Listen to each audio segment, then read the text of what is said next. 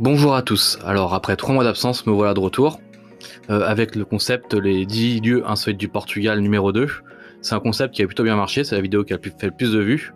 Donc on recommence, de toute façon il y a plein de lieux à découvrir et il en manque encore plein. Vous avez été nombreux d'ailleurs à me proposer des lieux, il y en a certains qui sont dans cette vidéo, donc merci. Et si vous en connaissez d'autres, que ce soit naturel, des lieux abandonnés, des ruines, des légendes ou des statues, n'hésitez pas, elles apparaîtront peut-être dans la prochaine vidéo. Donc voilà, on perd pas plus de temps et on va commencer tout de suite. Donc on part dans la région nord, et plus précisément à Porto. Donc voilà, on va aller au stade d'Abesse, c'est le stade où joue l'équipe de Boavista. Donc à première vue, rien de spécial, c'est un stade comme les autres. Sauf que quand on y va, si on se place là, derrière nous, vous allez voir quelque chose. Voilà, une panthère. Bon, là c'est pas son meilleur profil. On va changer d'angle. On la verra sûrement mieux. Donc voilà, c'est une statue d'une panthère noire géante. Donc la panthère noire, c'est le surnom des supporters et des joueurs de l'équipe de Boavista. C'est dû à un surnom qui leur a été donné dans les années 80. J'ai pas trouvé plus d'informations que ça. Mais voilà, c'est resté, c'est les panthères noires. C'est un symbole qui est repris par les supporters, notamment pendant les matchs. Je vais vous afficher un tifo des supporters de Boavista. Et donc c'est un symbole qui revient souvent. Et derrière, si on regarde ici, là-haut, hop, il y en a encore une. Il y a encore une panthère noire là qui escalade cette sculpture. Et donc voilà. Boavista, c'est un club de Porto. Et il y a aussi le FC Porto. Donc les deux clubs sont rivaux. Et quand il y a des derbies, c'est déjà arrivé que des supporters du FC Porto viennent repeindre la panthère en bleu, les couleurs du FC Porto. Donc voilà, elle a été nettoyée depuis et c'est une rivalité. C'est la rivalité entre les deux clubs du Nord. Donc voilà pour le stade de Bessa et le FC Porto. Donc maintenant on va rester dans la région nord, on va aller un peu plus au sud à Espinho. Donc Espinho c'est l'autre côté du Douro, un peu plus au sud. Donc voilà, ici. On va aller ici.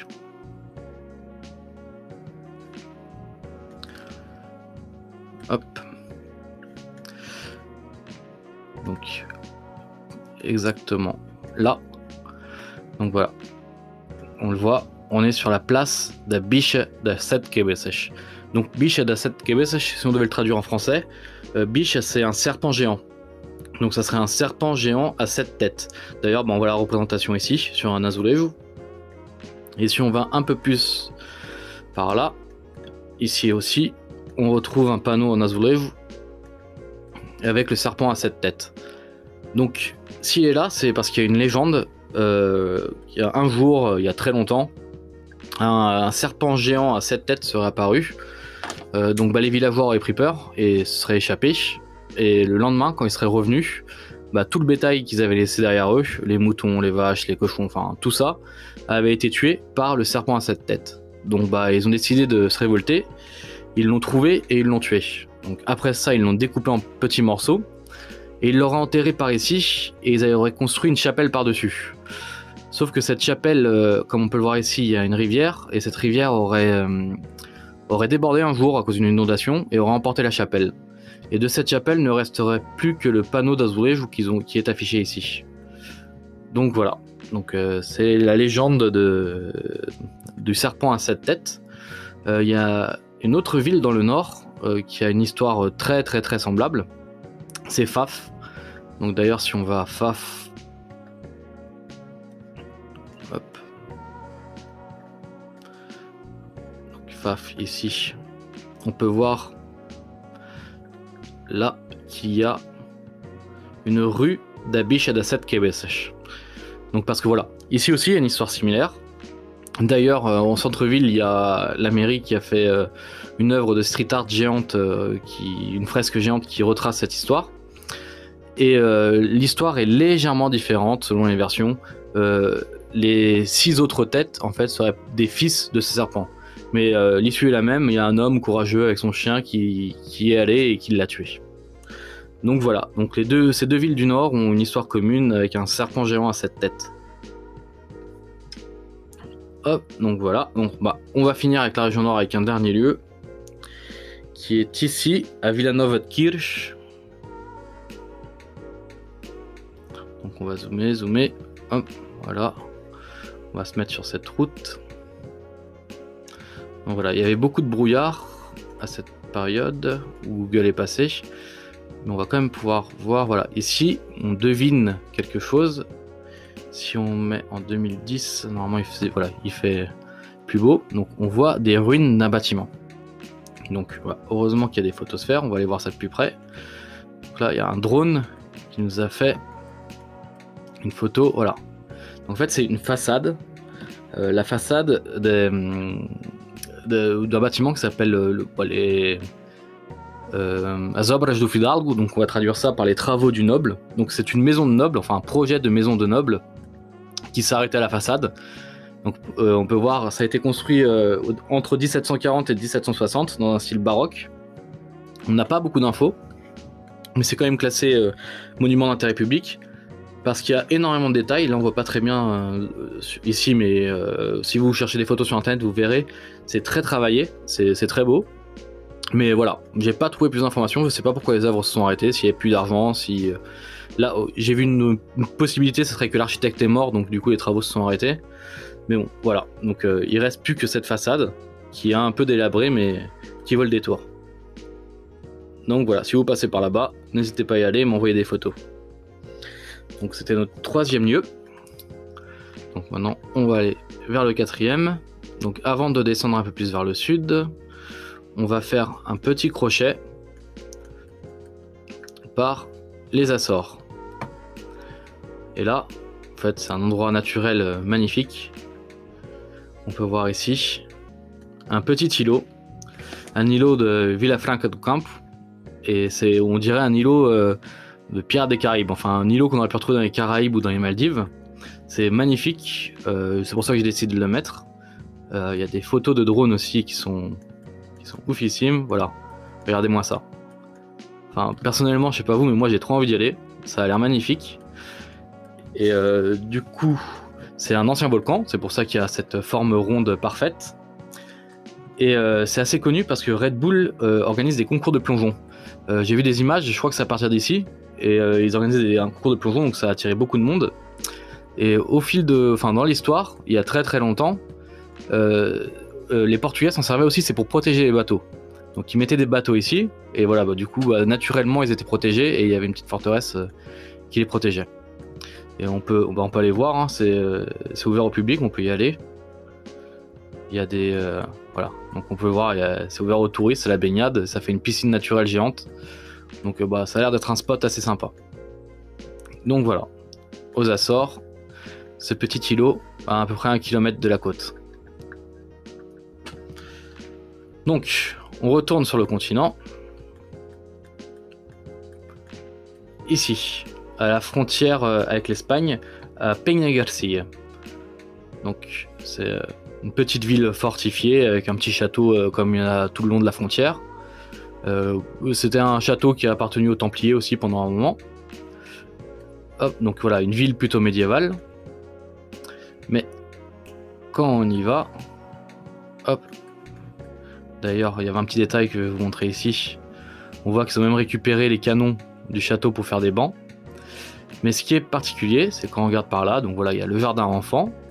Et là, boum, un tank. Un tank moderne.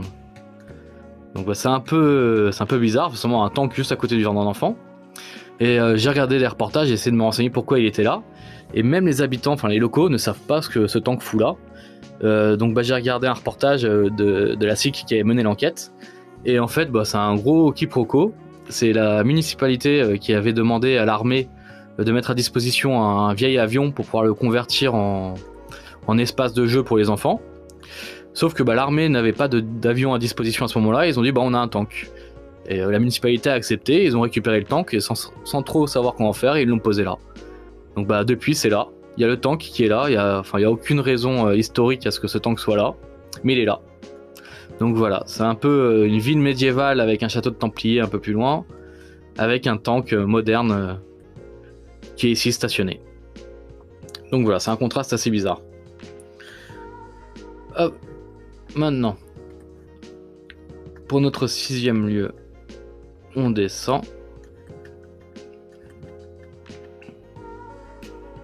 Par ici, vers Sintra. Par là. Clac, voilà. La photo est pas belle cette année-là, mais avant c'était un peu mieux. Donc on va mettre en 2010. Et là, en fait, c'est le nom de cette ville qui est bizarre. Carne asada. Donc en français, carne asada, ça veut dire viande grillée. Donc voilà, vers Sintra, il y a une ville qui s'appelle Viande Grillée. Donc c'est assez bizarre, j'ai fait des recherches, j'ai pas trouvé grand chose. La seule thèse plausible que j'ai trouvée, c'est ça serait parce qu'avant ici il y avait beaucoup de gibier, beaucoup de chasse, et ce serait l'endroit où justement on faisait griller la viande de ce gibier pour la conserver après derrière. Et ce nom serait, enfin avec des déformations, serait resté et serait devenu carne asada, et aujourd'hui c'est toujours carne asada. Donc on peut vivre dans une ville qui s'appelle Viande Grillée. Donc voilà, il n'y a rien de plus à ajouter, c'était juste... j'ai trouvé ça juste génial, donc je voulais vous le montrer. Donc voilà, on part de Carne asada et on va à la capitale, à Lisbonne, et on va voir un des symboles de la ville, le pont 25 d'avril. Donc si on se met par là, voilà, le pont 25 d'avril, donc le symbole de Lisbonne, bah depuis quelques années, on peut le visiter. On peut aller visiter les entrailles du pont. Hop, donc on peut les voir, il y a plusieurs photosphères. Donc voilà, c'est par ici. Clac, il y a un ascenseur, donc on peut aller voir les entrailles, les câbles, tout le métal qu'il y a. Donc voilà, il y a des petits balcons, et il y a surtout un truc que je voulais vous montrer, si je le retrouve. Non, voilà, ça n'a rien à voir. C'est parce qu'ils ont installé un truc qui est assez sympa. Voilà.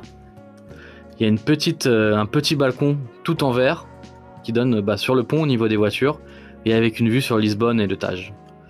Donc voilà, si vous n'avez pas le vertige, ça peut être assez sympa à faire. Et j'ai vu quelques photos à l'intérieur où on voit tout. Donc on voit comment le pont a été construit. Donc ça a l'air pas mal. Ça s'appelle Pilar 7, donc le pilier 7. Et c'est ouvert aux visites, ça coûte à peu près 5 €. Donc si vous voulez passer par Lisbonne, ça peut être une visite assez insolite. Donc on va quitter Lisbonne maintenant. Et de l'autre côté du delta, vers Setúbal. Ici, au bord de la nationale. Voilà. Ici, on voit cette forme bizarre, ce bâtiment. On va se rapprocher. Voilà. Donc c'est une sorte de palais avec une tour géante. Et on l'appelle le palais du roi des ordures. Donc ce nom n'est pas là par hasard. Parce qu'il y a plein d'histoires, de légendes urbaines et de mythes autour de ce palais. Et donc le propriétaire, c'était un riche qui a fait fortune en traitant les déchets de Lisbonne. D'où son nom, le roi des poubelles, et le nom, le palais du roi des poubelles. Donc c'est un lieu assez mystique, qui a été construit en 1910, et le gars, le roi des déchets, était profondément athée et provocateur. Et du coup, il a nommé ce domaine le domaine de l'enfer et la tour du diable. Donc du coup, c'est pour ça que ça a un côté aussi assez mystique. Et c'est resté à travers les années. Là, c'est complètement à l'abandon. On peut aller se rapprocher, je crois qu'il y avait une photosphère.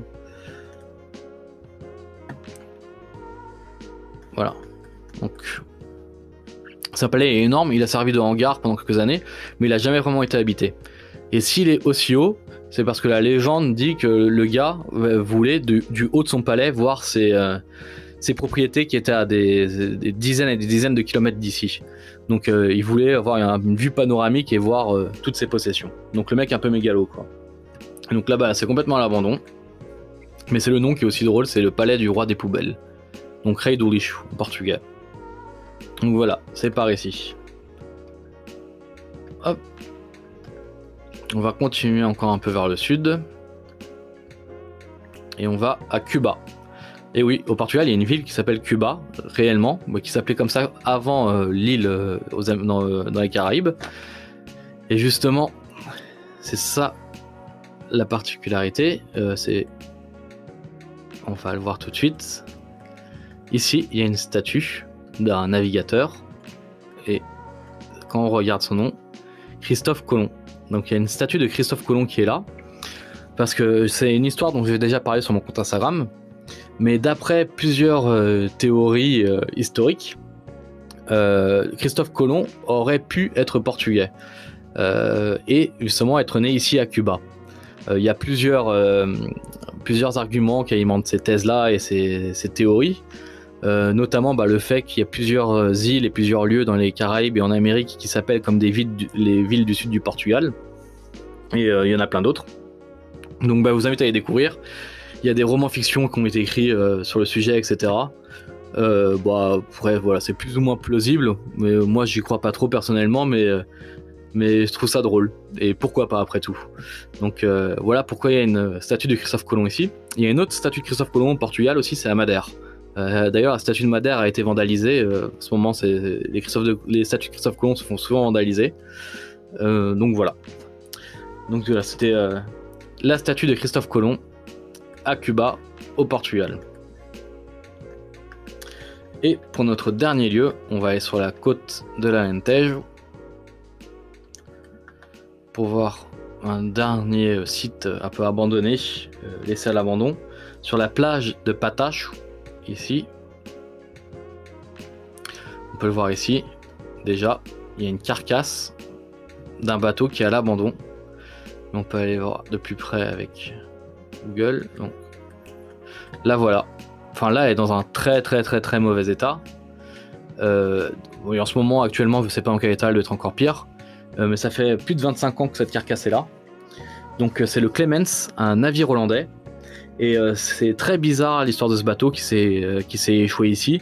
Il y a beaucoup de rumeurs autour, parce que voilà, c'est une affaire très trouble et il n'y a pas vraiment de réponse. Donc le navire est en détresse, s'est échoué. Mais les marins qui avaient, ils n'avaient pas de papier, le bateau n'avait pas de papier, enfin plein de trucs bizarres. Donc il y a eu des rumeurs de trafic de drogue, de personnel non qualifié, etc. Donc on ne sait pas vraiment pourquoi il est là. Et personne n'a réclamé le bateau. Et au final, il est là en train de se décomposer depuis plus de 25 ans. Personne ne l'a réclamé. Et après, au Portugal, le gouvernement a rejeté la faute sur quelqu'un d'autre, qui a rejeté sur quelqu'un d'autre.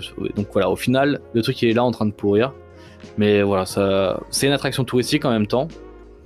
Et il est là en train de se faire ronger par l'océan petit à petit. Donc c'est près de Vilanova de Mil Fontes, si vous voulez aller le voir, c'est assez facile d'accès. Et puis voilà, c'est ici. Donc voilà, on a fait le tour là pour ces 10 lieux, j'espère qu'ils vous auront plu, que vous en aurez découvert certains. Encore une fois, n'hésitez pas à m'envoyer des messages si vous avez des lieux à me proposer, je les mettrai dans une prochaine vidéo. Donc voilà, j'ai besoin de vous aussi, parce que là, la moitié des sites que je vous ai présentés, c'est des gens qui me suivent sur Insta qui me les ont proposés. Donc merci à eux, et merci à vous d'avoir regardé la vidéo, et abonnez-vous, etc. Vous connaissez la procédure, et à bientôt.